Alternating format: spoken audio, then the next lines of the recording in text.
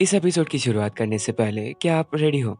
इन 3 parts में आपको बहुत सारे शॉक लगने वाले हैं। किलर जियो को पॉइजन देने के लिए पास आते। जिना के एक-एक ने किलर को दूर फेंका और शियांग किलर के बीच के घमासान युद्ध में किलर उस पे हावी होने लगा। लेकिन पीछे से किसी ने किलर के सर पर जोर से मारा, जो थी जेनी। उसे भी जियो की लोकेशन मिल गई थी। इतना ही नहीं, सबसे बड़ी बात, किलर और कोई नहीं, किम में निकला। किम के इंजेक्शन वगैरह की वजह से जियो की रात भर हालत खराब होने के बाद उसकी सुबह आँख खुली। सबसे बड़ा शौक तो जियो को लगा किलर को देख। वो भी इसी हॉस्पिटल में था। जियो के साथ हम सबको भी जानना कि किम ने ये सब कुछ क्यों किया। किम ने इसका जवाब देने के बहाने जियो पर फिर से हमला किया। लेकिन आपको यहाँ कुछ अजीब नहीं लग रहा? किम के हावभाव को देख। ये वाला किम और आइलैंड वाला किम पूरा अलग नहीं लगता। जेन की तरह, जैसे कोई उनके अंदर अलग ही पर्सनैलिटी आ जाती हो। कैप्टन के थोड़ा जोर देने पे कि क्यों तुमने इन मासूम लड़कियों को मारना चाहा, किम काफी गुस्से से कहता है, वो मासूम नहीं, उन्होंने मेरी जेई को छीन लिया। वो इन लड़कियों को अपने हाथों से सजा देना चाहता। चलो देखिए आखिर इन दोनों की कहानी क्या थी। जेई उसका पहला प्यार और उसका काम था मॉडलिंग का। उनकी भी बहुत अच्छी बॉन्डिंग थी। लेकिन वो एक दिन आया, 4 जान 2019, जिस दिन पूरी कहानी अलट पलट हो गई। जेई ने एक इवेंट में अपना एनिमे कॉस्प्ले पहना। एक फोटोग्राफर ने उसकी जानबूझकर ऐसी फोटो खींची जो उसे नहीं खींचनी चाहिए थी। वही फोटो किसी ने ऑनलाइन पोस्ट करी। और आपको तो पता ही होगा, ऑनलाइन लोग बिना कहानी सुने पहले ही अपनी ओपिनियन दे देते। उन्होंने डिसाइड किया वो फोटो जिसने भी पब्लिश करे, उस फोटोग्राफर से वो रिक्वेस्ट करेंगे इस फोटो को डिलीट करने के लिए। गेस करो पब्लिशर कौन होगी? मिन्ही। मैंने सोचा नहीं था वो उनसे यही कहेगी। उसने इनसे कहा, तुम्हें शर्म नहीं आती? फेमस होने के लिए तुमने ऐसा करा, अब अच्छा दिखा रही हो। वैसे भी ये फोटोज मैंने पब्लिश नहीं की। पता नहीं कहाँ से आ गई ये मेरा टाइम पास कर दे। बताओ, किसी की पूरी जिंदगी दाव पे थी, इसे अपनी वक्त की पड़ी है। और दूसरी लड़की जिसने उसकी फोटो पब्लिश करी, उसका तो छोड़ ही दो, उसका व्यवहार तो इनसे भी बुरा था। और तीसरी लड़की जिसने जे इनकी पर्सनल इंफॉर्मेशन लीक की, उसने भी इनकी मदद छोड़ो, इनसे बात तक नहीं करी। और चौथी लड़की जो जेन को कॉल करके गालियां दे रही थी, उसने एजेंसी में जेन के खिलाफ रूमर्स फैलाए। पता है उसने ये क्यों किया? उसके बॉयफ्रेंड ने जेन की वही फोटो सेव करे थे, बस इसलिए उसका कहना पड़ा जेन उसके बॉयफ्रेंड को सीड्यूस करती। कोई लॉजिक है इस बात में? इन सिंपल चारों लड़कियों ने जेन की जिंदगी खराब कर दी। धीरे धीरे वो फोटोज जेन की फैमिली, कंपनी, अड़ोस पड़ोस सारी जगह वायरल हो गए। इससे आप समझो चीजें कितनी बुरी हो गई। और एक दिन उसने सुसाइड कर लिया। रही बात जियो की, वो उसके पीछे क्यों लगा? इसका जवाब सिंपल है, वो उसके प्लान के बीच आ रही बस। आगे किम को इस हादसे के दौरे आने लगे। इन दोनों को बहुत बुरा लग रहा था, जेन और किम के लिए। लेकिन किम, उसके अंदर की बदले की आग ने उसकी आंखों पे पर्दा ही डाल दिया। अब हमेशा याद रखना, दुनिया में सबसे डेंजरस पर्सन वो रहता जो अपनी फीलिंग्स को कंट्रोल नहीं कर सकता है। लेकिन यहाँ जीना ये सोच रहा था, ये देखो, किम को पहले टाइमलाइन की मेमोरीज याद है, जिसकी वजह से उसने प्लान में चेंजेस किए। बराबर इसमें किम ने इनको मारने का भी ऐड किया, क्योंकि ये बीच में आ रहे थे। लेकिन म्याऊ का क्या? वो ना किम की लिस्ट में थी ना कुछ। बात तो पते की है। इससे भी अजीब बात, किम ने गवाही दी कि जेन उसके अंडर काम कर रहा था। ये तो हुए किम के शब्द। आपको शायद याद नहीं होगा, आइलैंड पे किम ने कहा था वो और जेन सालों से कांटेक्ट में नहीं थे। ये इम्पॉसिबल है कि वो दोनों एक साथ काम कर रहे हैं। अरे बाप रे, ये तो काफी कंफ्यूजिंग है। लेकिन चिंता मत करो, मैं हूं ना। ऐसी बुरी परिस्थिति में और क्या ही बुरा हो सकता। मॉम जियो से मिलने आए, यहाँ नहीं, जेनी के घर। वहां उन्हें पहले इसमें ही समझ आ गया, जियो जेनी के साथ नहीं रहती। आखिर माँ तो माँ होती है। उसमें उन्होंने जियो की ऐसी टूटी फूटी हालत देखी। उसमें जियो ने मॉम को बहाना भी इतना सही दिया कि वो प्लास्टिक सर्जरी करना चाहती, थोड़ी और ज्यादा सुंदर देखने के लिए। सच में इसका दिमाग अलग ही चलता। देखो, उसकी मॉम ऐसी है, गरम गरम खाने के साथ गरम गरम डांट भी सुनाती। बेटी शेर, माँ सवा शेर। बातों बातों में जेनी ने जिना का जिक्र किया, जैसे 1.8 मीटर लंबा लड़का, जीनियस साइंटिस्ट, और वो अच्छा हो, क्या आप उसे एक्सेप्ट करोगी? मॉम ने कहा, अगर मैंने नहीं कहा तो मैं पागल होगी। मतलब वो भी उसे सपोर्ट करती। जाते हुए बाहर जिना मॉम को होटल तक ड्रॉप करना चाहता था। लेकिन मॉम बहुत ज्यादा गुस्से में थी, क्योंकि उन्हें जिना जैसा लड़का नहीं चाहिए। अगर उसे जियो जैसी वैसी पसंद नहीं तो क्या फायदा एक राजकुमार के होने का? मतलब उन्होंने समझा जियो प्लास्टिक सर्जरी जिना की वजह से कर रही। वाह वाह वाह वाह वाह। एक चोट गलतफहमी में बदल गया और ये इनको देख हंस रहा। वैसे मॉम मजाक कर रही थी, उन्हें भी पता है जियो प्लास्टिक सर्जरी वगैरह नहीं कर रही। वो तो सच में चाहती जियो रिलेशन में जाए, आगे बढ़े। बाद में जीना ने हमें बहुत ही अच्छी खबर दी। शियांग ने मिनी को रेस्क्यू कर लिया, वो मरे नहीं और बाकी की लड़कियों को भी अलर्ट कर दिया। साथ ही जेई के जितने भी फोटो सोशल मीडिया पे थे वो शियांग ने डिलीट कर दिए।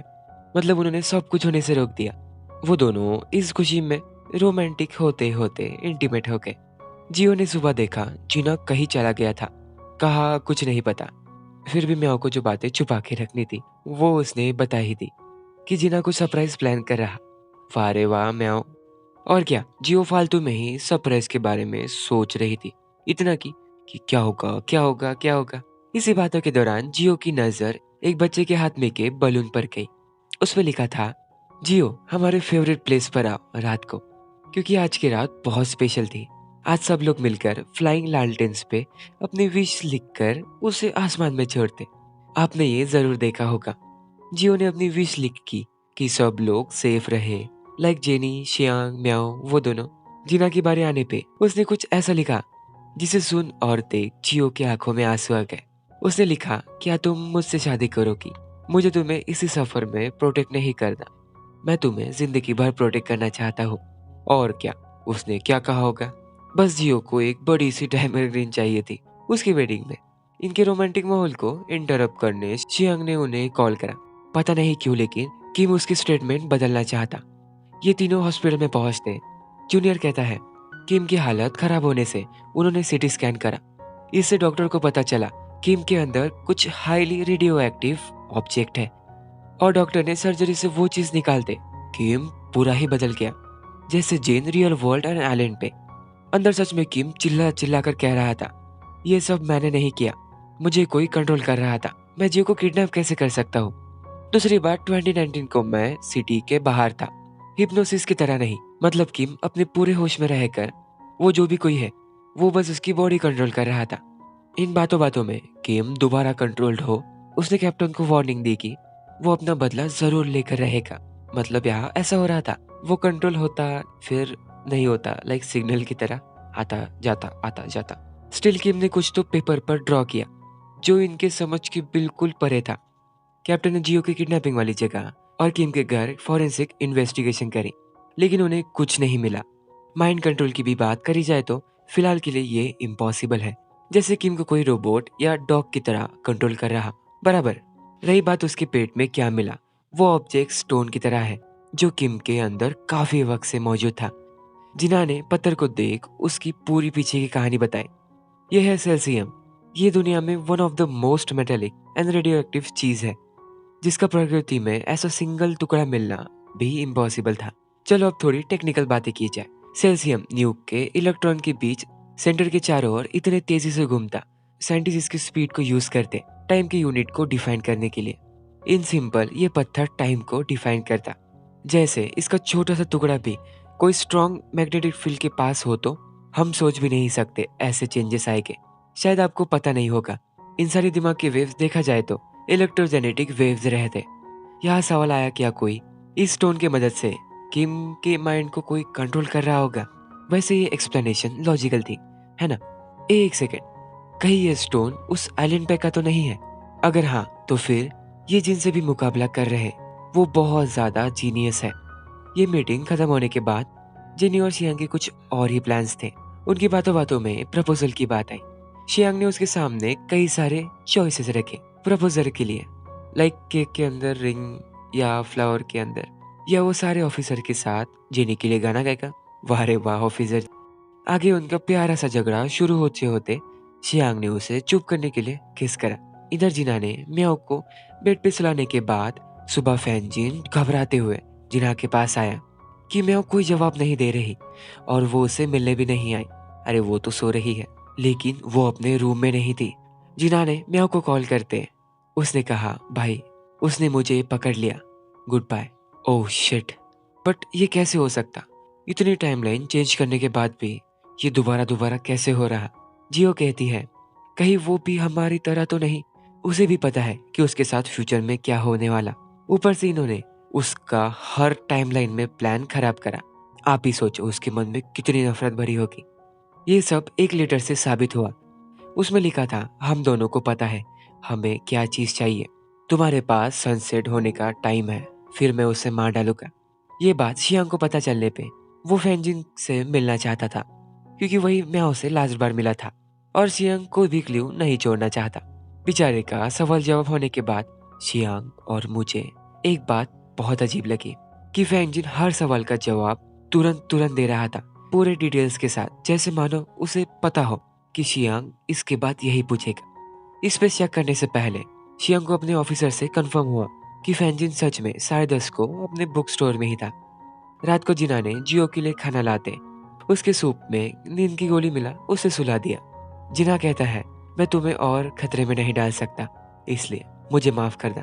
और नीचे शियांग उसके लिए इंतजार कर रहा था, क्योंकि जिना को दोबारा एक लेटर मिला कि अगर उसे म्याओ चाहिए तो उसे जियो को किडनैपर को देना होगा, लाइक एक्सचेंज वाली डील। इसलिए उसने जियो को सुलाकर वो खुद जा रहा किलर के पास।